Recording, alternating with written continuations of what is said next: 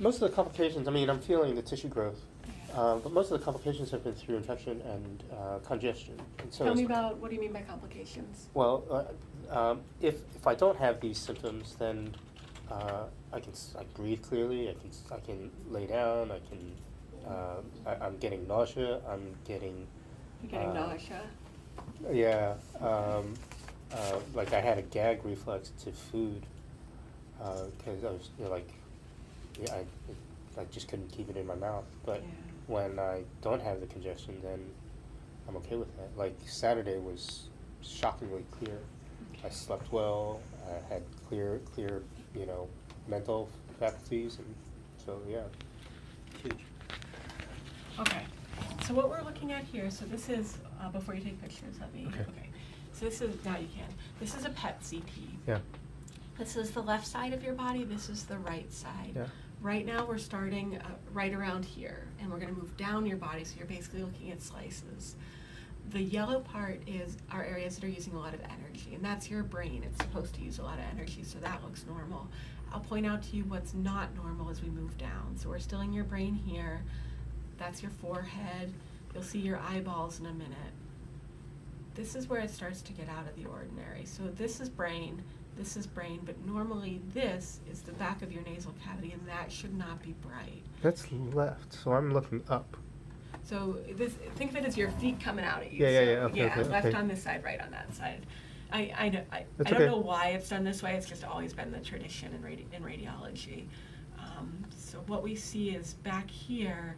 This is what we call your nasopharynx. So it's basically where the back of your nose would connect to the back of your throat. Yeah. And that's where we see the main tumor. Now we're coming down. That's your nose right there. Yeah. Sinuses. Here's some lymph nodes in your neck. Right. So on both the right side and the left side, we see those lymph nodes. That's pretty normal in there. Those are your tonsils. It's normal for a little bit of activity Yeah. there. Those don't look out of the ordinary. That's your jawbone. There are more of the lymph nodes on the right side that you Sure. can probably feel. Sure. The one on the left that you had shown, that's normal? No, that is not. That's not. Okay. That's not normal. I don't know if we'd be able to feel it. I'm going to feel your neck in a minute. Okay. It's still relatively small. Now we're getting into the lungs. Lungs are supposed to be black because they're filled with air, and those look pretty good. Okay. So here's the big blood vessels. This will be your heart. You'll see a little bit of brightness on your heart. This is a spot in your liver that I'm very concerned is Okay. cancer that's spread to your liver. That's your kidney, and that's normal. Other kidney, because basically any extra of the bright stuff goes out into the urine at the end. Uh-huh.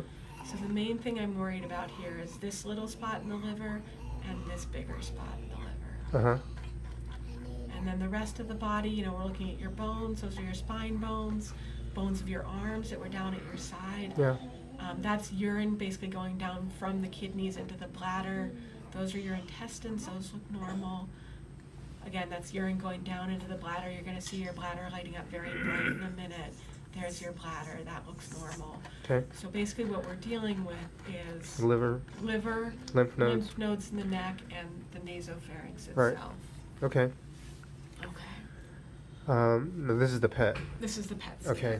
And then, have you gotten the MRI yet? Yeah, with the MRI basically, so it doesn't show anything in the liver because we didn't look at the liver on the MRI, but it does show the spot in the nasopharynx, and it's what we call locally advanced. It's starting to eat into the stuff next to it, which I think is why you're having the symptoms that you're having. Right. Okay. Okay, so and I printed out the PET CT report for you, and I think it goes over a lot of what we talked about. So this is kind of the technical jargon talking about how they did the scan, that they compared it to the prior CTs that you've had. They see the brightness in that right nasopharyngeal mass that extends to the sinuses. And then they say the lymph nodes in the neck, and this will be your copy to take home, so you don't need to take pictures of this. And then we mentioned the one on the left is 1.5 centimeters, so about yay big. And then we see the spot in the liver that's about a little under 3 centimeters, 2.8 by 2.9 centimeters, with a couple other small spots. Okay. So I happened to go to the immunology conference on Saturday, and this one doctor in particular caught my attention, and he said that he's a colleague of yours. He said, well, I mean, before you and I even talk, Mr. Lowe, just talk with Dr. Gold. She's awesome. Dr. Cohen? Yes. Yes, I Yeah. know him quite well. Yeah. Yeah. So immunotherapy is an option, but I don't think it's the best option right now. Uh-huh. So I'll talk to you about what I think is the best option and why. Yeah. First of all, I do want to get a biopsy of that liver just to make sure we're dealing with all one thing, because whether or not the liver is involved makes a big difference in your treatment. Okay. If the liver is not involved, then we treat with chemoradiation, and it means that your cancer is locally advanced. If the liver is involved, which is very concerning based on these pictures, that means unfortunately that your cancer is a stage 4 cancer, and metastatic cancer. And the treatment would be mainly chemotherapy, possibly immunotherapy, less of a role of radiation. So that's a big difference. Okay. Metastatic nasopharyngeal cancer usually cannot be cured. Usually the treatment is to help you live longer and to help prolong life. So that's why I think getting a biopsy of the liver is so important, because it determines which of those pathways we go down. Okay. If the spot in the liver is cancer, and even if it's not, I would recommend starting off with chemotherapy. We talked briefly before about the cisplatin docetaxel.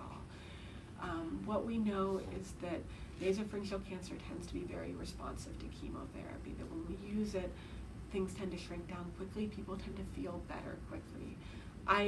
I'm not surprised to hear that you're having a lot of symptoms, because this is big. It's blocking up stuff. The plumbing up here that normally gets, the snot where it's supposed to go is not working. And I don't mean to be too graphic when I That's say okay. that, but I think that is why you're not feeling good. I think chemotherapy could get you feeling better pretty quickly by making the cancer smaller. And depending on how it goes, we would consider adding on radiation later. So starting off with chemotherapy, adding on some radiation later. And I totally understand chemotherapy sounds terrifying. I know I gave you some packets last time. You read about it, it sounds awful. No one wants to have chemotherapy. But I think that, first of all, we're better at controlling side effects than we used to be. So if you hear people that got chemotherapy 20 or 30 years ago, first of all, most of our chemotherapies were harsher back then. But second, we have better medicines for controlling the side effects now. Okay. Things like nausea, low blood counts. We can do a lot more about that. Okay. Immunotherapy may be an option later on. The problem with immunotherapy is it doesn't work quickly, and it honestly doesn't work for most people. There's a small portion of people where it works fabulously well, but unfortunately not for everyone. So I think the chemotherapy is more of a sure bet of getting you feeling better, and hopefully getting you to where some radiation therapy may be able to help as well. And then immunotherapy, yes, may definitely play a part in your treatment. There's like no reason not to, right? To do chemo? Immuno. So for right now, the reason that I wouldn't start off with it right now is I think it's not going to work quickly. It's not going to make you feel better quickly. Sure, understood. And, But I mean, like, But no, I think at some point in your treatment course, if Plan A doesn't work, I think immunotherapy is a great Plan B. I don't think it's as good as Plan A right now. Oh, why wouldn't I want to do it at the same time?